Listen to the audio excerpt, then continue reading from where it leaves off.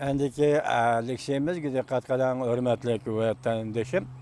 Washington'un hareket yönelişi. Ashton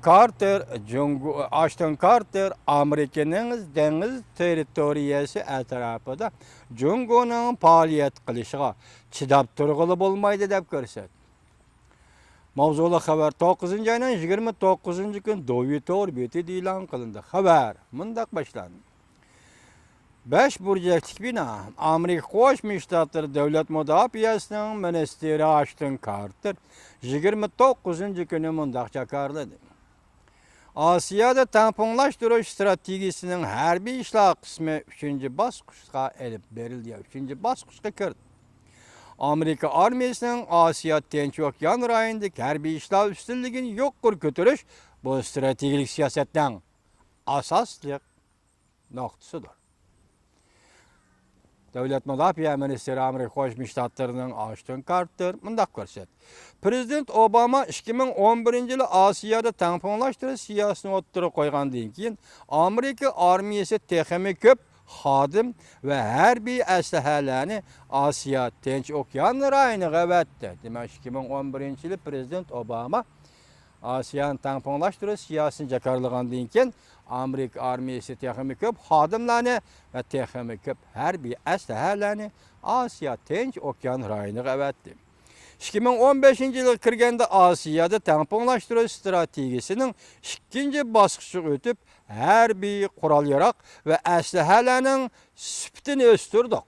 2015-yili biz texnik ko'ngil bilib, harbiy qurol-yarog' va harbiy aslahalarning sifatini texnik o'stirdik. Amerika'nın bu rayondagi ittifoqdoshlari bilan hamkorlikni kengaytdik va kuchaytdik. Yaqinda Filippinning tornado deydigan prezident yangidan chiqdi.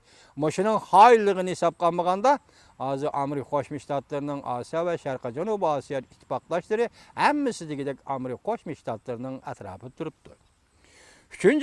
bu bosqichda Amerika armiyasi ikkinchi bosqichning natija muvaffaqiyatlarini mustahkamlab va taraqqiy qildirib, eng ilg'ori harbiy qurol-yaroqlarni, harbiy aslahalarni va uskunalarni Asiya Tinch Okyan rayoniga avatdi.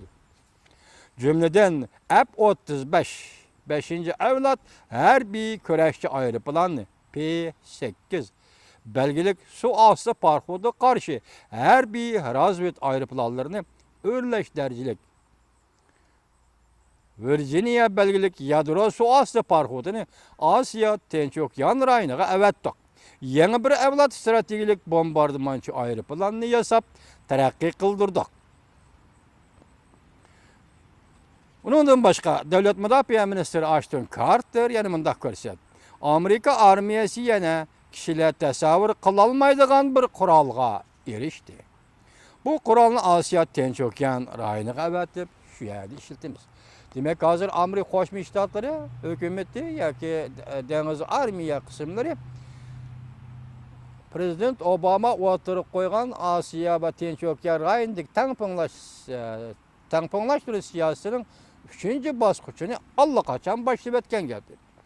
Amerika Jungo'ning Amerika dengiz tavalligiga yaqin yerda faoliyat qilishini qabul qila olmaydi.